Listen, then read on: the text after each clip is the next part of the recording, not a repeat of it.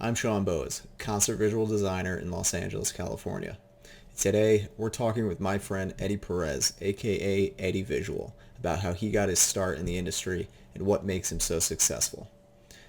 Eddie's an animator, creative director, and VJ based here in Los Angeles, who's worked with such artists as Say My Name, Sudden Death, Coheed and Cambria, Lil Pump, Lil Uzi, and even Cardi B, among many others. Let's go talk to him. Just to start off, can you hit us with a quick introduction, your name, what you do, where you're at, those type of things? Yeah. What's up, everybody? I'm Eddie Perez, aka Eddie Visual. I'm from Los Angeles, and I'm a motion designer, VJ, and creative director. Hell yeah, awesome. So yeah, let's start, I guess, with that, with the basics. You grew up in LA. What was that like? What were you into as a kid? Give us the early days, real quick. Uh, Basically, what kickstarted this whole thing was kind of funny too. I like used to be a part of like a party crew back in the day, and we would like throw parties. We were just like a group of friends that would, get backyards and throw fucking DJ parties when like electronic music was first starting off. And I was designing flyers for the parties.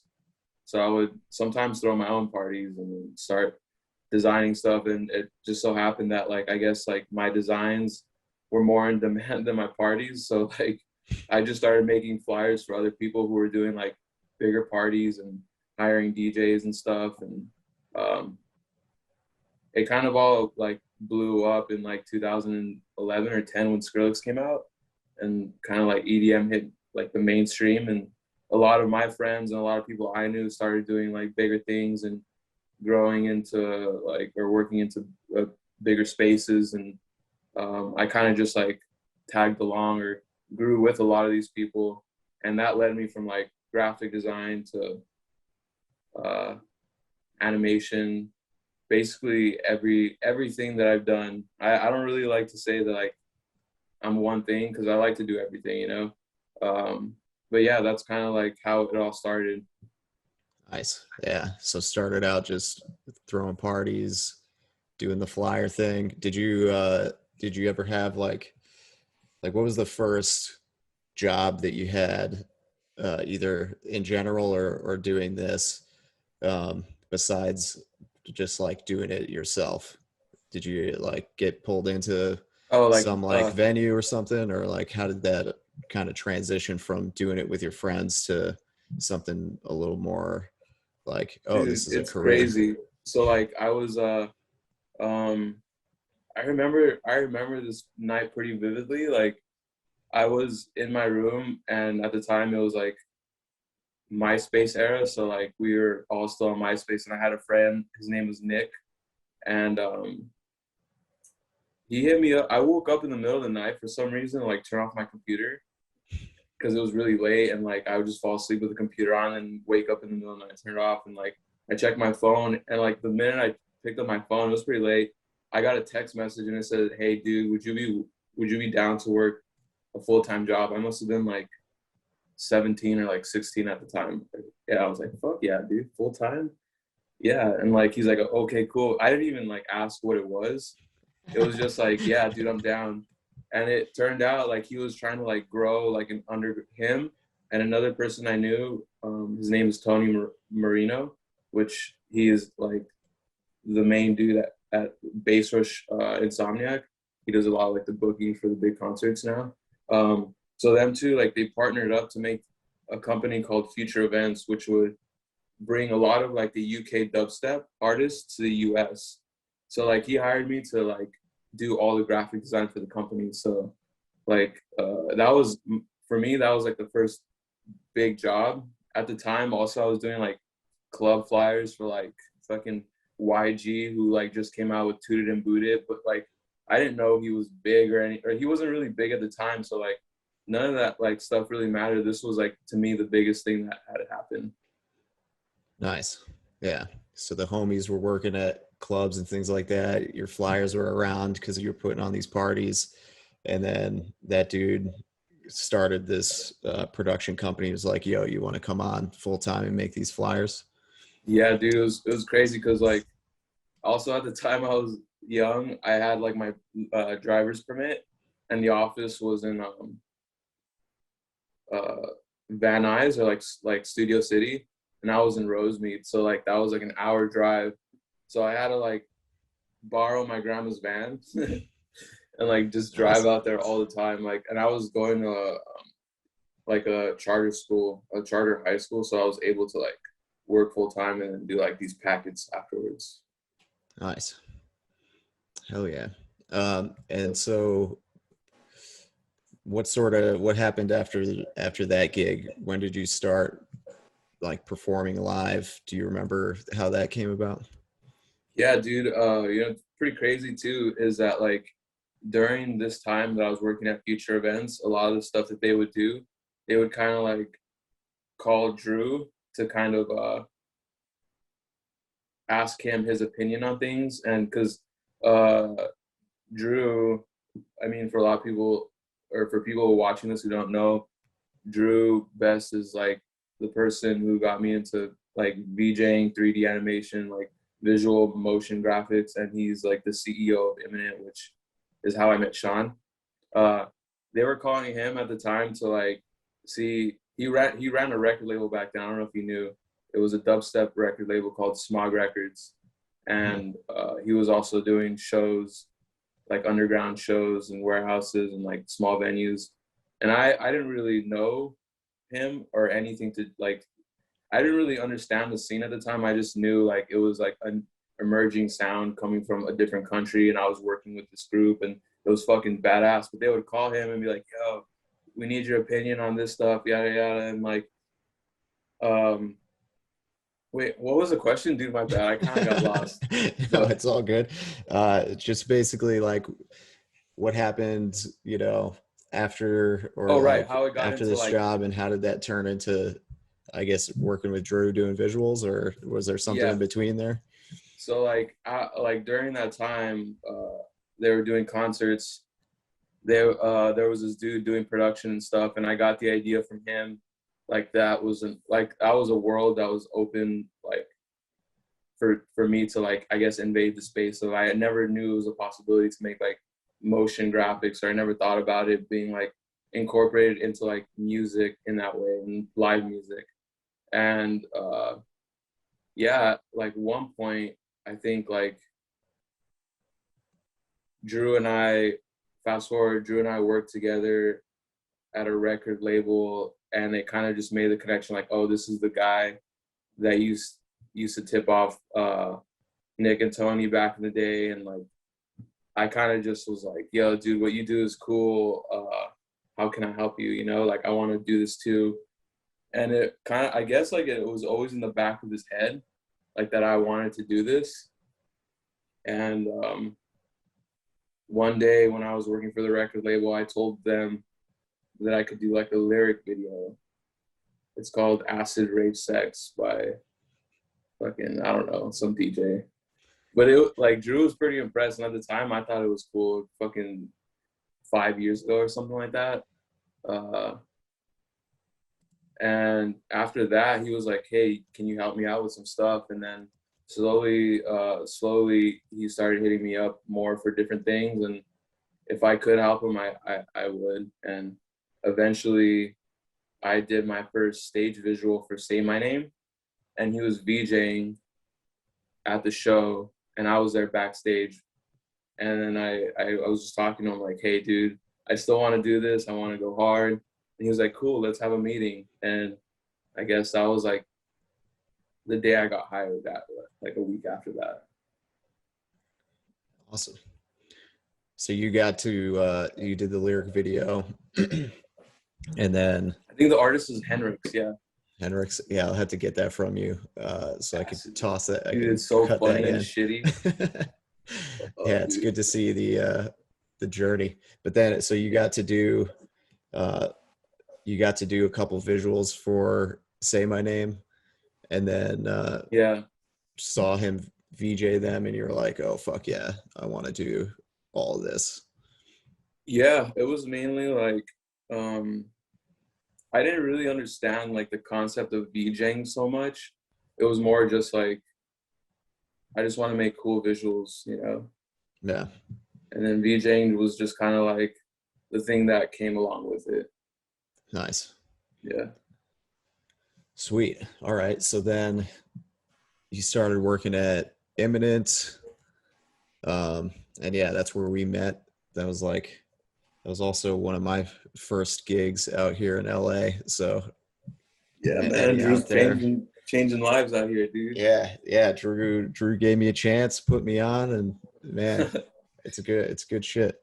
I'm Yeah. actually, hopefully I could get him to do one of these too. That would be sick because I feel like he's got Oh man, you kind of a dude, Drew's different the best. perspective, like a real OG LA kind of Fuck yeah. perspective on it. Um, so yeah, we'll see about that. Um, yeah, what's that? Tell me a little bit about what that's like working at a studio, and then maybe along with that, like how much of the work you're doing is through studios versus like direct working with artists. Was there like a transition period? Kind of how did that all evolve? Um. Well, There's a lot of questions, so I can go back and do like one by one with these. no, it's cool. How did it like? How did it transition? Well, working in a studio is cool at first. Like, I mean, I come from like before working at Imminent, and in between future events. Like, okay, so future events. At one point, they were like they hired everyone at future events to Insomniac except for me. Well, there's only 3 people, so like um it was me and 2 other people, right? And so they brought him into Insomniac, and they didn't have a graphic design position available. They just wanted like the marketing and like basically the talent scouting. Gotcha. So Yeah. like at that time, I was like, oh, okay, like if I end up working there, like whatever, like it didn't really matter to me because I knew like I guess a job doesn't define what I do. You know what I mean? Like there's so many ideas and so many things that I want to do. Like I was cool with just like freelancing at the time. And so like I freelanced my way into like an opportunity that worked for me at the time, which was this company called HemCon. They were paying me like $20 an hour. And at the time I was like, fuck yeah, dude, $20 an hour, benefits. Oh, I'm chilling. Hell Finally yeah. get my Mazda 3.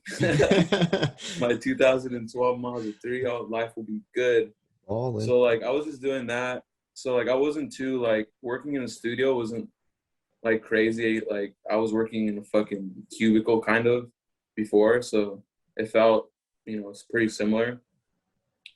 I guess like and also freelancing, like now more than ever, like the difference between freelancing and a studio is like you gotta go home and like after you work 8 hours, you're chilling, you don't have to worry about anything. Your name's not on the line, people aren't hitting you up. And then like freelancing, it's just like a 24-hour job. Like, dude, like sometimes I will not sleep. I will sleep maybe like 4 hours a day and like just work the rest of the time and hate myself, I guess, all through it. But I don't know, it's a love hate thing because once I'm done, I feel so good about it. I just kind of want to do it again. So it's just a never ending cycle. It's different, dude. It's definitely different. And freelancing is a lot more difficult in my eyes than it would be sitting at a desk all day, being told what to do. Yeah.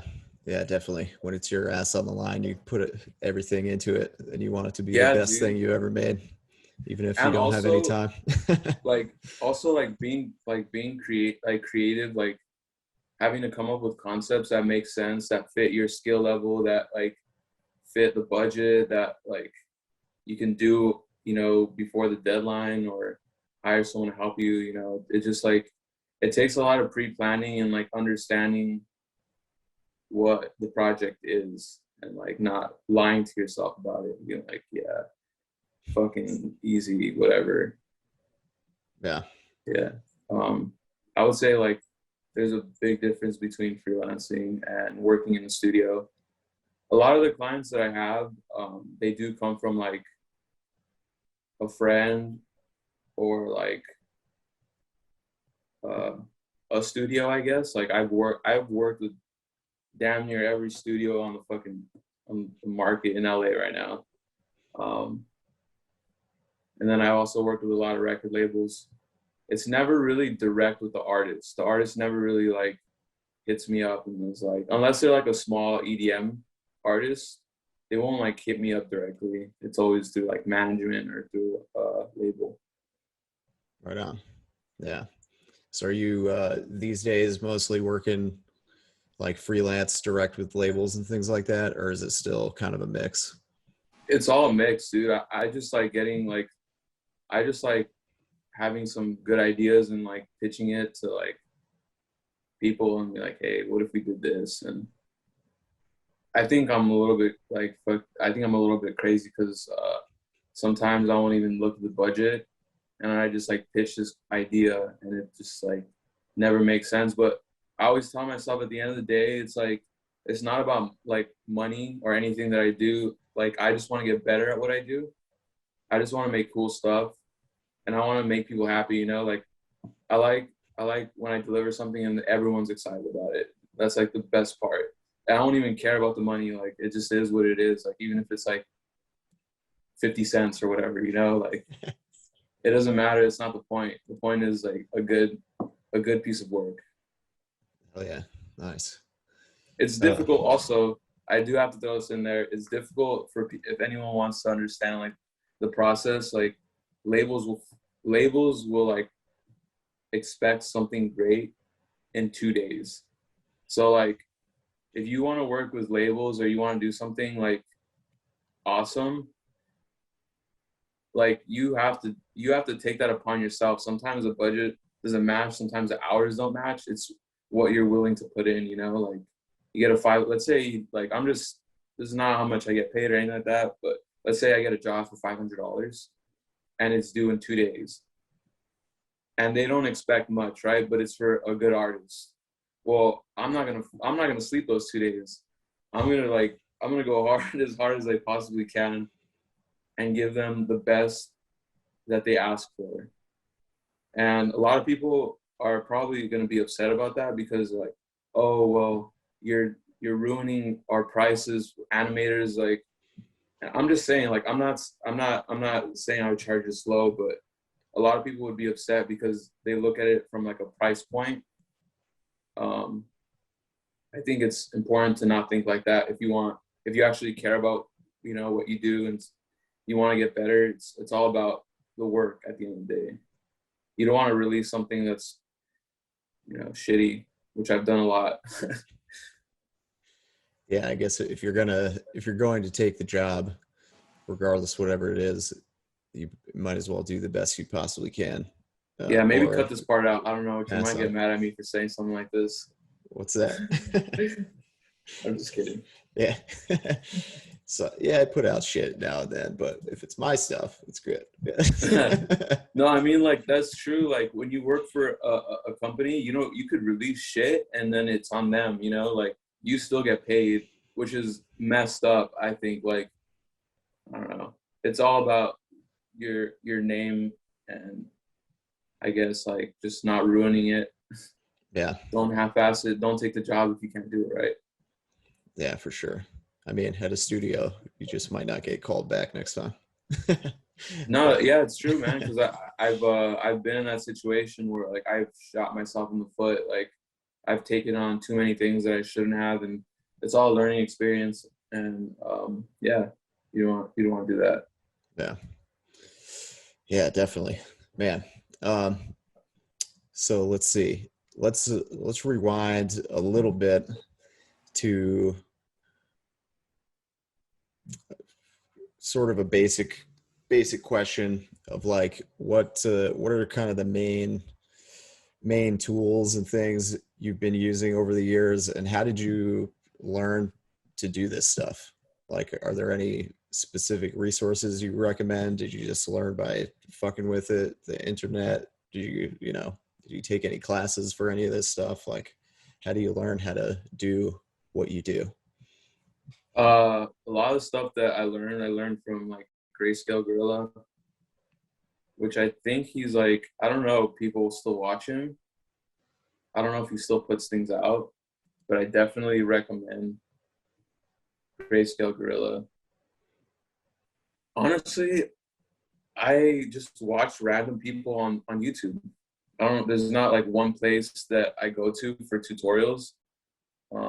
If I need to find something specific, I just Google on the spot. I go to Vimeo. I try to look at a bunch of different places, and it's usually like I'm learning off some like 10-year-old kid from Europe, and it's chill, dude. He's better than me. It's all good. Yeah, right. Try not to let it go to your head. It's like, Yeah, damn. dude. I'm just learning off some 5-year-old Russian kid. It's pretty lit, man. These kids are smart. Yeah.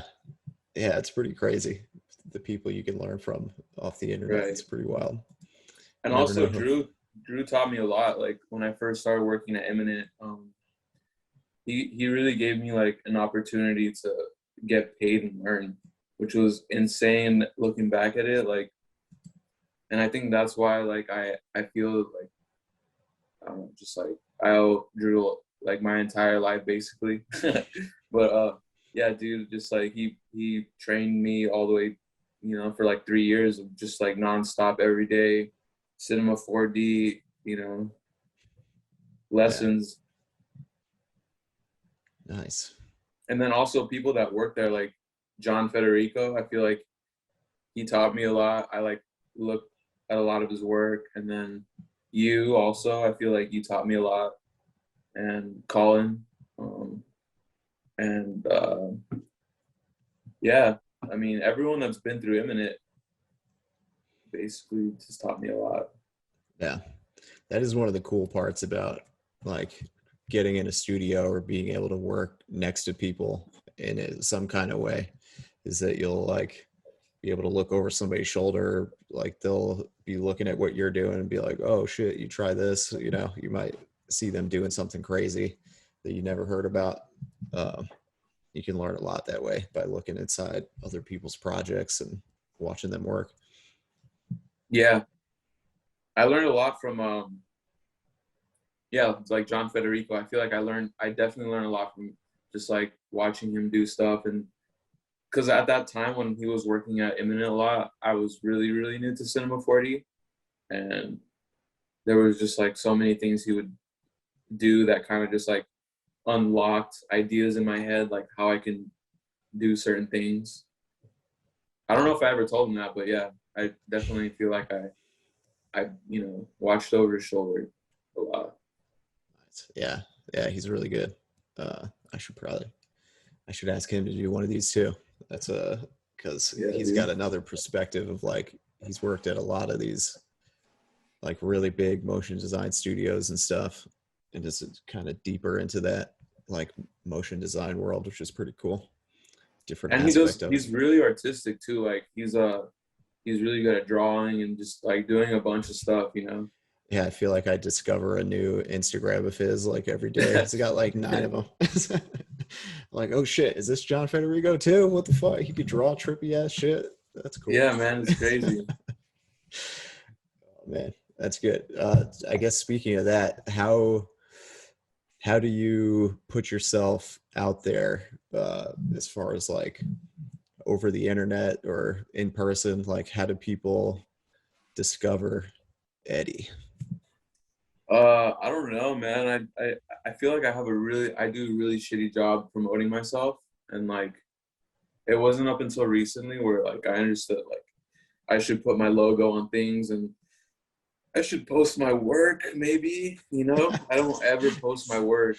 Like on my Instagram I maybe have like 4 projects, but I do like 4 projects a week. Like so it's like it's crazy how much stuff is out there that I don't put my name on that like is there that like nobody knows that I've made or whatever. And like I don't know, like I don't I don't really do a good job at that. I feel like this is me trying to do that, talking to you, because like I'm like a really like naturally nervous person.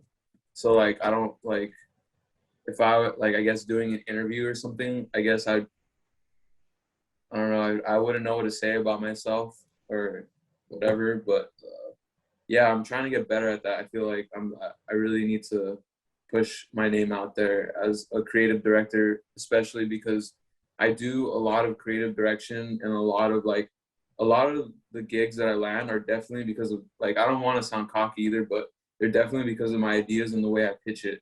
And like I land a lot of jobs for other people that way, and I get them permanent clients that way, you know? Um, and I could be doing all this stuff for myself, but I don't, and I'm trying to do that this year. That's why I listed on my Instagram like that I do creative direction, that I do, you know, other things than just like VJing or like graphic design or something. A lot of times people are like, he's a graphic designer, like this is my friend Eddie, and I'm like, yeah, I mean, I do more than just graphic design. Like I haven't even done a graphic design thing per se in like a long time. I'm doing like animation, like creative direction, whatever. But yeah, I definitely like feel like that's something that I lack in, and I'm trying to do something about that this year. Nice. Yeah, and it seems like you do a lot more of your networking just like in person and like friends of friends or things like that. Is that a correct statement, or Oh right, how yeah, does this stuff definitely. actually work for you when you're sending these pitches out? Are you just like DMing people? Are these like people that you know from like other shows, or like what's going on there? Yeah, I mean, I guess like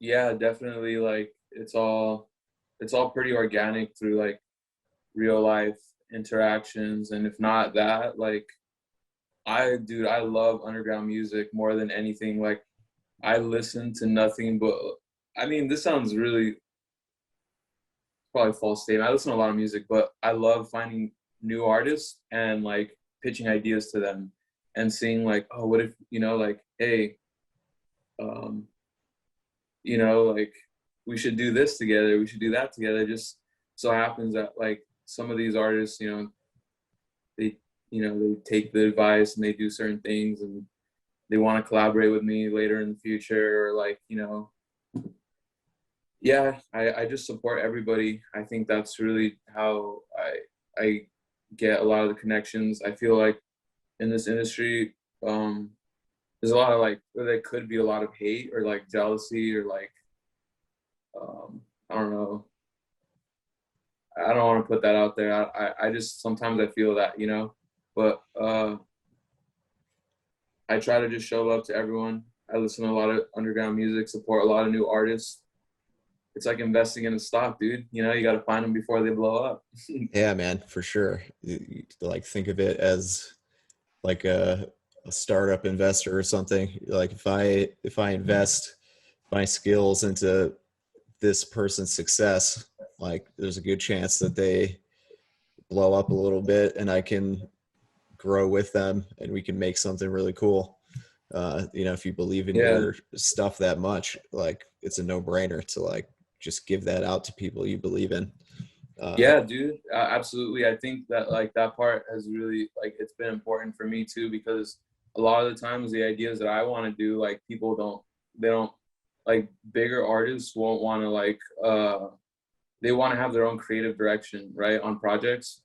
And like I feel like sometimes even though I can execute that, like I will execute a better job if I'm given like the opportunity to come up with the idea, the direction for everything, and I'm able to do that with smaller artists. So like it's not even about money or anything really, dude, or it's just about like making something dope with somebody who you think is dope, like, and that's like that's like my main goal, dude. Like it's just like it doesn't matter. You could be some rat ass dude in the middle of nowhere that has no friends, but if you make a fucking dope song, it's cool, you know. And like I make like a dope visual to the song, and everything's just dope. What else matters? Like there's nothing else that really even matters. So it's like it's just doing that and finding people who are down to do that with you, and like not like making it about, oh, who is this person, whatever, like I need to blow up and sell my NFTs. Like none of that. Like I can give a fuck, dude. It's all about like the project in the moment and like what's going on. And if I feel inspired by it, because a lot of the things that I do, like I'm on constant search for inspiration, you know, like the reason why I work so much or do so much is because I'm inspired by the people. So it's just like, I don't know, it's just like a, it's, what is that thing that's moved by water, a windmill or whatever? Oh Like yeah, that. yeah, yeah. You gotta fuel the fire, man. Just like Yeah. keep it spinning. What is yeah, water wheel? I don't know. Water. Mill. I'm an idiot, dude. I don't know anything. I don't know. Yeah. Hell yeah. No, that makes a lot of sense. That's really awesome. Yeah. Hell yeah. Got to keep the inspiration and keep that, this work can be pretty demanding sometimes, especially, you know, the tight timelines, things like that. So if you're not excited about it, like you're just going to fucking burn out, you Yeah, know? man. It's a lot. There's a lot to take in.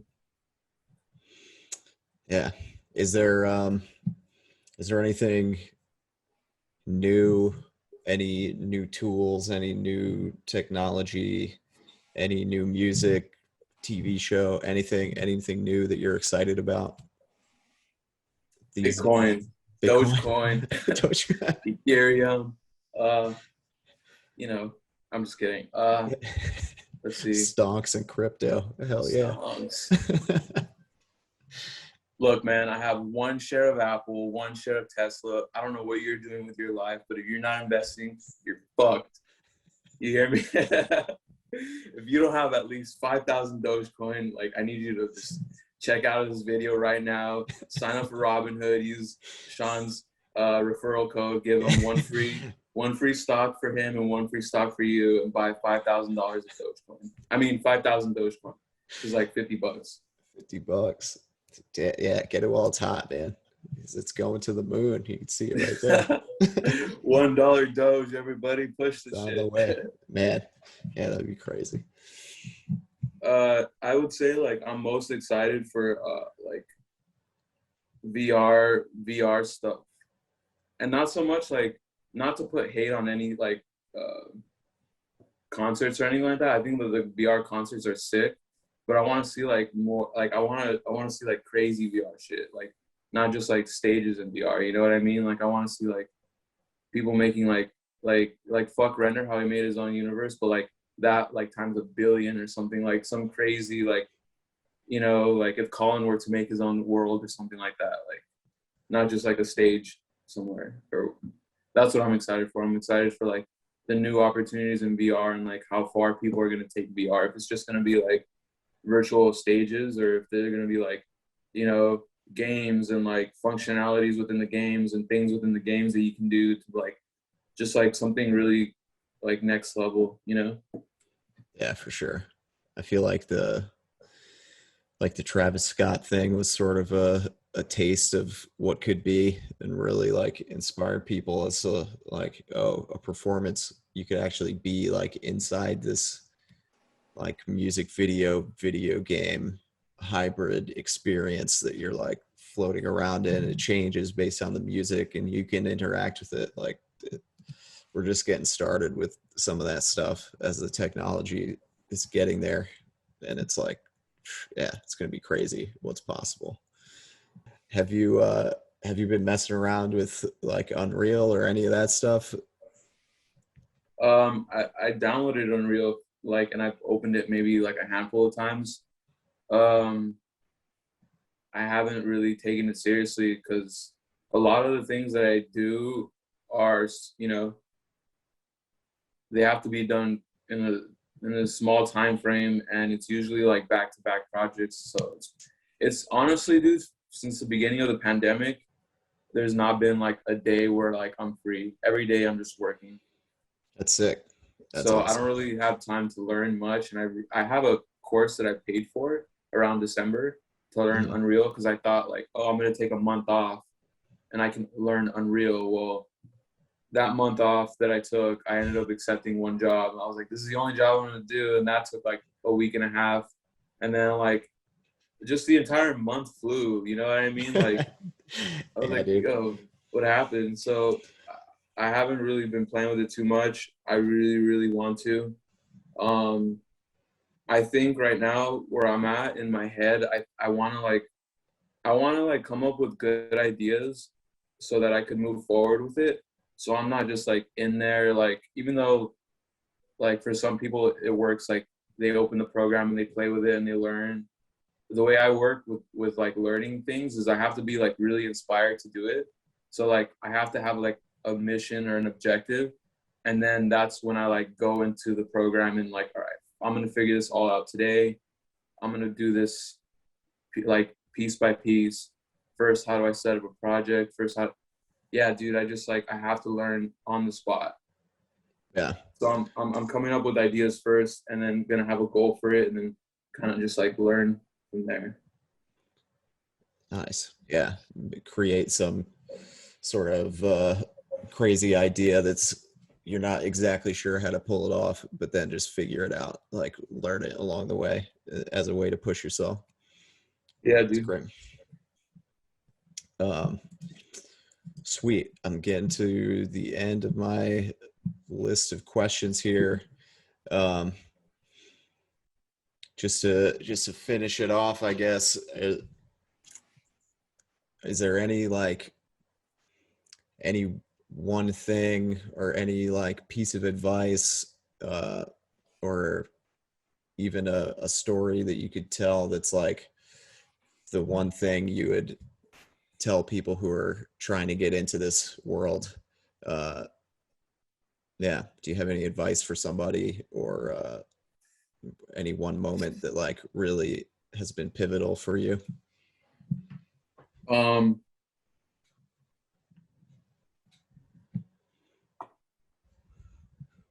don't be so hard on yourself. I guess like something that I struggle with a lot is like seeing other people and knowing like they're way better than me. But like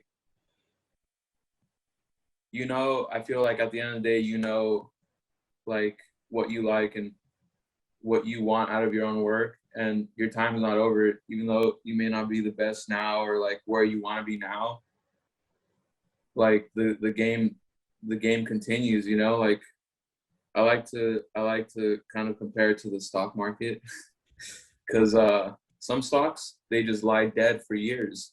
They're stuck at $2, $3. Look at GameStop. I know they've been doing well anyways, but it's stuck. But one day you just shoot up and you just take off. Everyone's time, your time will come. If you feel like you're struggling, you don't, you know, you see everyone else going to the moon, and you're just not yet. Just hold on. Just keep working hard. Your time will come eventually. There's going to be that moment, that job that's going to change your life. And especially your perspective. You can't let the negativity take over. That's all that I have to say for anyone that's trying to, like, I guess, make it in the industry. Just be persistent. Don't give up. Stay positive. Awesome. Sweet. Well, thanks, man. I appreciate it. Where can people find your work or get in touch with you? EddieVisual, everything. Instagram, Twitter, website. Hell yeah. Yeah, and I'll link all that up in the description. All that good stuff. Fuck yeah. Thanks a lot, man. I appreciate you Yeah. doing this with me. That was really great. It's nice catching up and hearing all about this. Yes, sir. Sick. All right, well, that concludes our conversation with Eddie Perez, aka EddieVisual. If you like this conversation and this interview style video, let me know in the comments and we'll do some more of them. And you heard the man, buy Dogecoin, and if you like this video, like, subscribe, and come back later for more videos. Thanks for watching. Peace.